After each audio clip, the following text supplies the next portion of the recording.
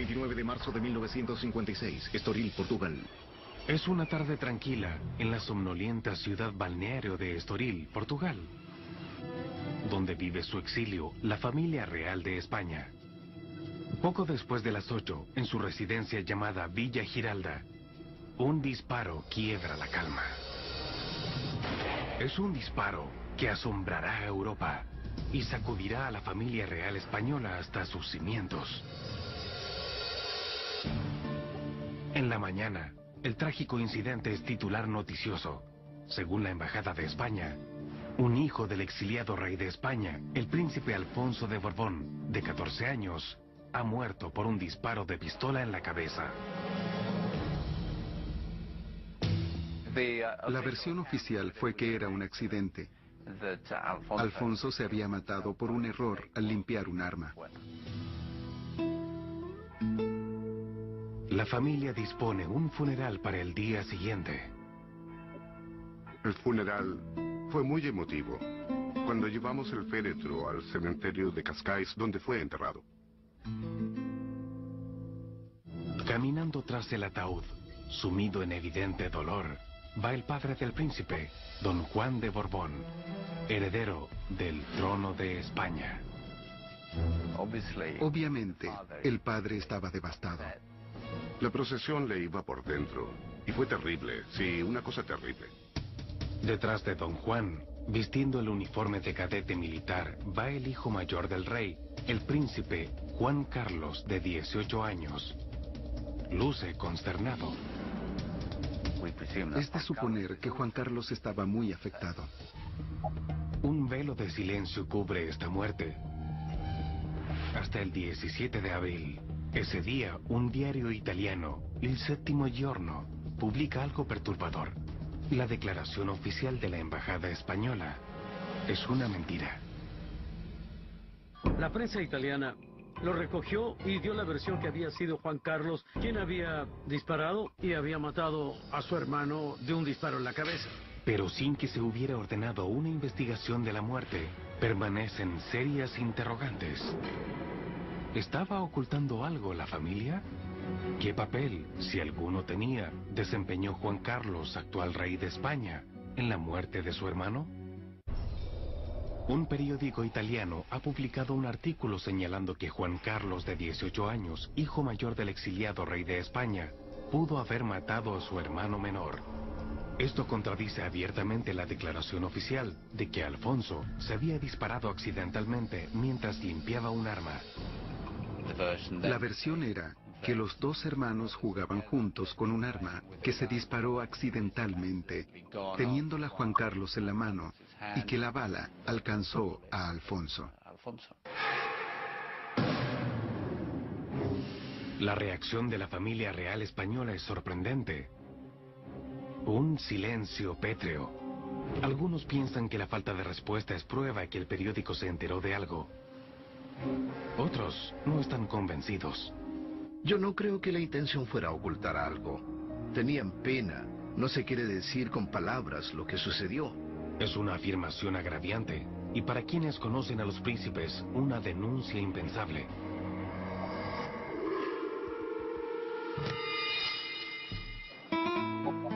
Como niños, creciendo en Portugal, en los años 40, los príncipes Juan Carlos y Alfonso parecen muy unidos. La relación entre Juan Carlos y Alfonsito era muy buena.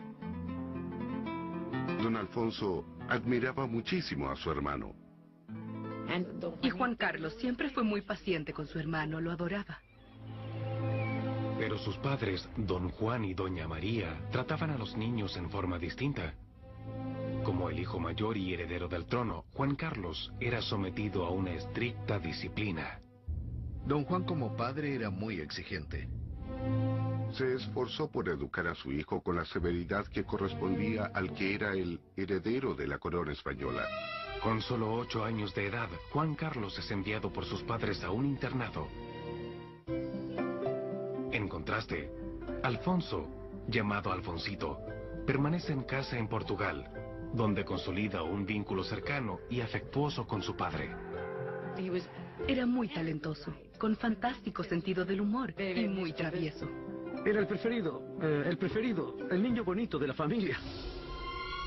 Eso, bueno, quizás influyó en el carácter de Juan Carlos, de que se veía un poco despreciado por sus propios padres en relación al amor que recibía su hermano. Pero había algo más tensionando la relación entre ambos príncipes. Un conflicto de poder por la corona española. Pocas familias reales ostentan una historia más compleja que la Casa de Borbón, intermitente regente de España desde el año 1700.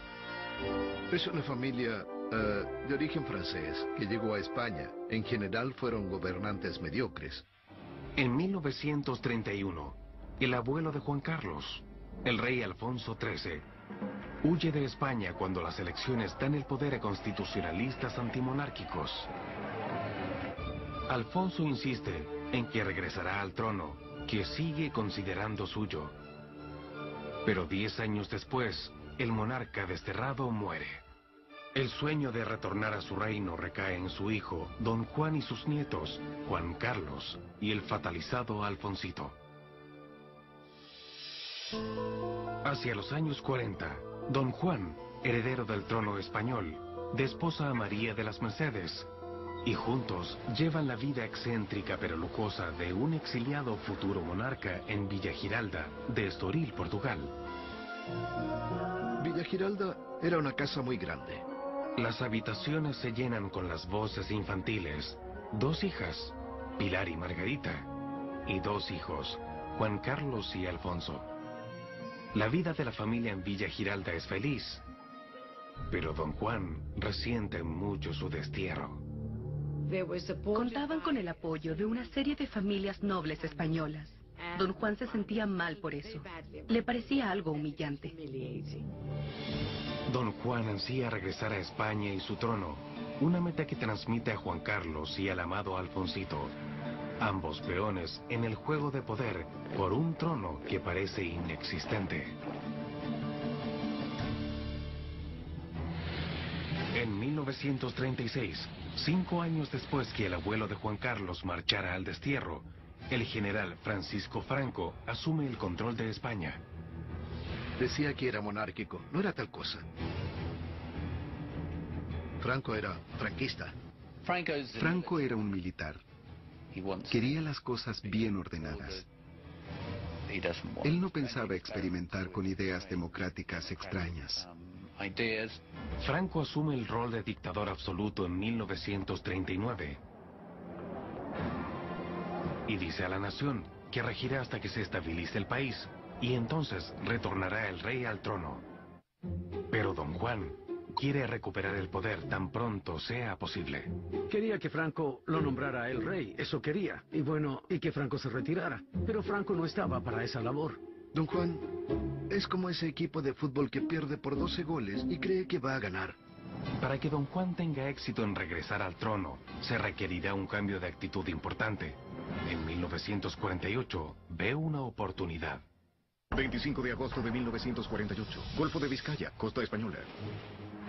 Franco y Don Juan se reúnen en el yate del general, el Azor. El tema, el príncipe de 10 años, Juan Carlos. Ahí llegaron al acuerdo de que el joven viniera a estudiar a España. Franco le dice que si no viene a España, elegiría otra vía monárquica. Franco no tiene un hijo varón, pero Juan Carlos puede sustituirlo. Es un acuerdo simple. Franco se encargará de la formación del niño y a cambio promete que un día reinstalará la casa Borbón en el trono. Don Juan no tiene más alternativa que entregar su hijo a Franco. Era el único camino que veía. ¿Podría tenerse esto como el inicio de una situación que, en cierto modo, conduciría 8 años después a la muerte del joven Alfonso? En la mansión de Villa Giralda de Estoril, Portugal, yace muerto Alfonso de Borbón, de 14 años, a causa de un balazo en la cabeza. El único testigo del hecho es su hermano mayor, Juan Carlos, de 18 años. ¿Podría relacionarse el motivo de la violenta y misteriosa muerte de Alfonso con la vinculación de Juan Carlos con el llamado caudillo de España, Francisco Franco?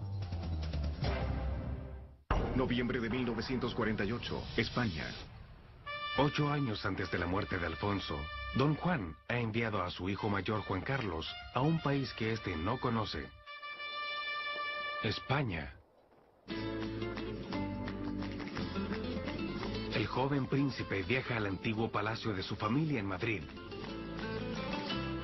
El Pardo, ahora ocupado por su nuevo benefactor, el general Franco. Es el comienzo de una trascendental vinculación entre el caudillo y el príncipe Borbón. El gobernante actúa como una especie de padrino preocupado de su pupilo. Franco está interesado en que la educación del príncipe se desarrolle en la forma que él quiere que transcurra. Franco, pues, lo vio como un niño, como un chico, como un joven, quien un poco ahí solo tenía su servicio de información y le decían que era un chico deprimido, que estaba triste, que la familia no le hacía mucho caso. Un poco como si lo hubiera adoptado, ¿no? Con el tiempo, Franco decide restaurar la monarquía.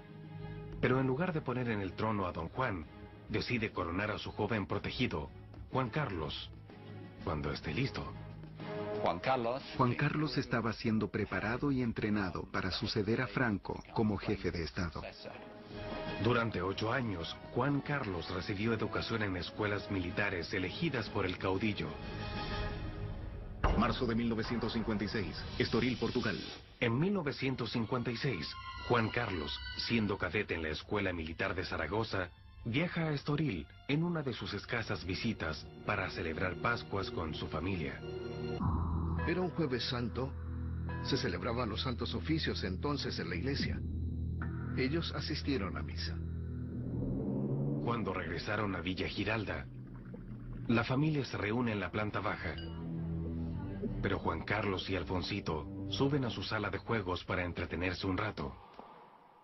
Súbitamente, un disparo alarma a todos. Según la madre de los jóvenes, Juan Carlos baja entonces con trágicas noticias. Don Juan subió corriendo y encontró al infante Alfonso de 14 años en el piso, con la cabeza destrozada de un balazo. Llamaron al doctor. Este llegó, pero es demasiado tarde. Alfonsito muere en los brazos de su padre. Don Juan cubre la cabeza de su hijo con la bandera española. Eso fue algo terrible para la familia, y especialmente para Juan Carlos, porque adoraba a su hermano. Pero lo que sí es curioso, y eso lo han recogido muchos historiadores, y es muy determinante, es la pregunta que le hizo su padre a Juan Carlos. La pregunta que hizo a su hijo en presencia de un amigo de Alfonsito fue: júrame que no hiciste esto a propósito. La embajada española emite una declaración al día siguiente, pero en ese comunicado no aparece el nombre de Juan Carlos. Es una nota muy breve que dice que cuando estaba jugando con la pistola a Alfonsito, se le disparó y le dio en el cráneo. Nadie acudió a la casa estando el cadáver ahí. No fue ni la policía, judicial, todo fue ocultado inmediatamente. Se tapó todo enseguida. Nadie intentó investigar. Y si lo hubieran hecho no habrían tenido éxito, porque nadie hablaba. Pero algunas acciones dicen más que las palabras. Según el biógrafo de Don Juan, en el día del funeral de su hijo, el monarca desterrado lanzó al mar el arma disparada contra el niño. Al día siguiente, Juan Carlos, el único testigo, fue enviado de regreso a su escuela militar en España. Circulaban entonces rumores que Juan Carlos había oprimido el gatillo. Algunas personas consideran que la declaración de la Embajada de España tras la muerte de Alfonso, que no menciona a Juan Carlos, es altamente sospechosa. ¿Por qué? En parte porque el embajador de España es nada menos que un hermano del general Francisco Franco. Hubo especulaciones. ¿Podría estar involucrado el dictador español de alguna manera en un encubrimiento de hechos? El general Franco tenía muchas razones para ocultar la verdad de los eventos en Villa Giralda. Franco ve a Juan Carlos como heredero. ¿Y de quién? nada menos que de él. Y no es admisible que su heredero haya muerto a un hermano. Como Franco dijera una vez, a la gente no le agradan los príncipes con mala suerte. Según Martínez Inglés, Franco decide hacerse cargo. Lo que no puede consentir es que el que va a ser su heredero esté involucrado nada menos que en la muerte de su hermano. Entonces lo que hace es da órdenes a la embajada española en Lisboa, que emite una nota totalmente falsa. Además no involucra para nada a Juan Carlos. Pero existe otra razón posible para que Franco haya ordenado que se encubriera todo el asesinato. La bala solo entró por las fosas nasales, hasta el cerebro, matando al infante. Eso me da mucho trabajo de creer en un accidente. Desde 1956, circulan rumores que el rey Juan Carlos de España podría haber baleado accidentalmente a su hermano menor, Alfonso, en un trágico accidente ese año. Pero en 2008, el interés en el caso se acentúa cuando el coronel de ejército en retiro, Amadeo Martínez Inglés, hace una afirmación sensacional. En su libro, Juan Carlos I, el último Borbón, las mentiras de la monarquía española, Martínez Inglés alega que la muerte de Alfonso no fue accidental. Me he permitido rechazar una tras otra todas las hipótesis que ha presentado la familia de Juan Carlos, afirmando que esto fue un accidente. En los años transcurridos desde la muerte de Alfonso, han surgido dos teorías. Según la primera, al ocurrir el disparo los niños estaban solos, la puerta cerrada y existía un arma de calibre pequeño. Esta teoría se basa en lo que Juan Carlos habría confiado a un condiscípulo, Bernardo Arnoso. La pistola la tenía Juan Carlos en la mano. Tenía una bala en la recámara. Creían que no tenía balas y se disparó. Ya que Juan Carlos estudiaba en una escuela militar, aprendiendo el manejo de armas, Martínez Inglés no avala esta teoría para nada. Era alumno de una academia y ya tenía experiencia en armas. Sabía perfectamente si una pistola estaba cargada. La segunda teoría se basa en que Pilar, hermana de los príncipes, dice que Alfonso dejó el cuarto para comer algo. Cuando subió a su cuarto, que estaba en el piso alto, pues don Juan Carlos, que estaba con la pistola ahí, con la puerta que se abre y no se abre. Alfonsito empuja la puerta y golpea el brazo de Juan Carlos. El arma se dispara y mata accidentalmente a su hermano. Pero en este caso, la trayectoria de la bala parecía contradecir esta relación de hechos. Pese a la falta de una autopsia, fuentes cercanas a la familia dicen que la bala impactó la cabeza de Alfonso en un punto específico. Entró por aquí, por la zona cartilaginosa, y alcanzó el cerebro. Para Martínez Inglés, la trayectoria precisa de la bala a través de la nariz de Alfonso y hasta su cerebro invalida la teoría del brazo golpeado. Son cosas increíbles casi para la... Obviamente era alguien que estaba en una academia militar. Juan Carlos estaba familiarizado con las armas, pero los accidentes ocurren. ¿Cómo pudo una bala perdida terminar en sus fosas nasales? Para entrar por la fosa nasal debe dispararse desde un ángulo de muy abajo, para que penetre. Ese ángulo bajo es para Martínez Inglés muy comprometedor. Una de las cosas que más me han hecho sospechar que aquello pudo haber sido un homicidio es que la bala no entró sola en las fosas nasales. Y para penetrar en el cerebro, pues eso me cuesta mucho trabajo de creer en un accidente, ¿no? Pero ¿por qué Juan Carlos, heredero del trono, querría matar a su hermano menor? Un motivo posible. Una lucha de poder por el trono.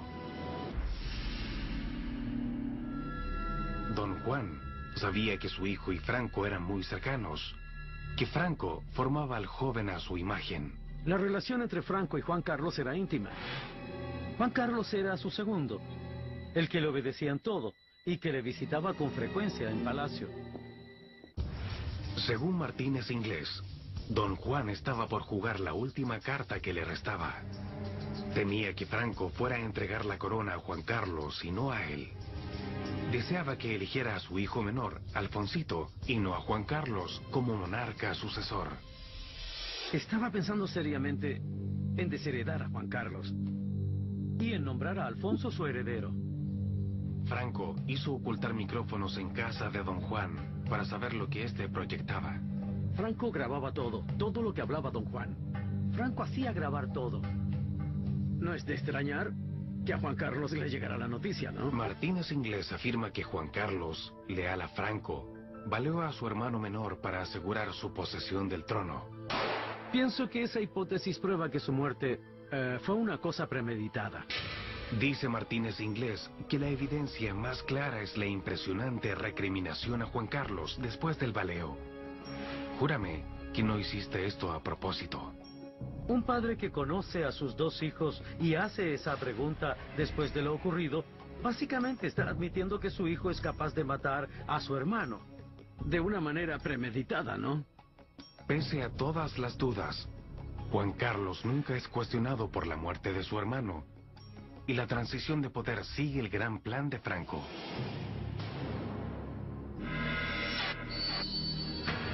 ...1969, Madrid, España. Después de 38 años como dictador, Franco finalmente proclama que el príncipe Juan Carlos, y no su padre, le sucederá en la regencia de España tras su muerte.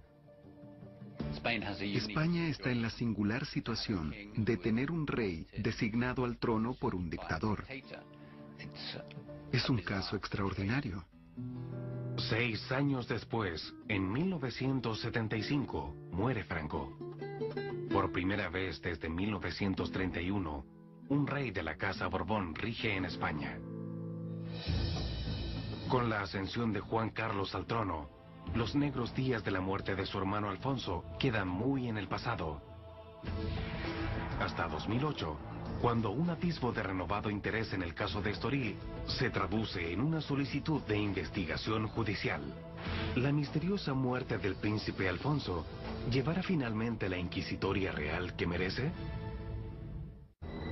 Por 52 años, la muerte del príncipe Alfonso de Borbón ha estado sumida en el misterio. Con el tiempo, unos pocos han preguntado por qué nunca se hizo una investigación oficial. Muchos creen que querían proteger a su hermano, el rey Juan Carlos. Pero el silencio prevalece hasta el 2008. Es entonces cuando un coronel en retiro, Amadeo Martínez Inglés, quien cree que Juan Carlos pudo matar intencionalmente a su hermano, demanda una nueva investigación de la muerte de Alfonso. Pero que yo de mis investigaciones, colegía que podía ser un asesinato premeditado. Solicité entonces al Procurador General de Portugal que abriera una investigación en Estoril. Creo que es muy importante saber si un rey o un jefe de Estado es o no un asesino. Martínez Inglés no logra la respuesta que esperaba. Pocas personas creen sus afirmaciones, incluyendo al Procurador General. El fiscal general de Portugal mandó una nota diciendo que había cerrado el caso por falta de evidencia, que no encontraba indicio, que había pasado mucho tiempo. Y puesto que nunca se efectuó una autopsia, la teoría de Martínez Inglés de un tiro fatal disparado intencionalmente desde un ángulo bajo nunca se probó. Más aún, para muchos era difícil creer que Juan Carlos hubiera cometido ese crimen, dada su conducta desde que era rey. Creo que hubo muchas expectativas diversas cuando Juan Carlos asumió.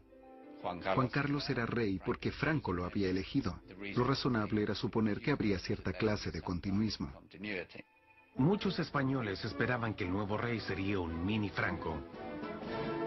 Pero lo que obtuvieron fue muy distinto. Lejos de continuar las políticas de Franco, Juan Carlos procedió a desmantelarlas. Reinstaló una monarquía constitucional y dio pasos audaces para ingresar a España a la democracia.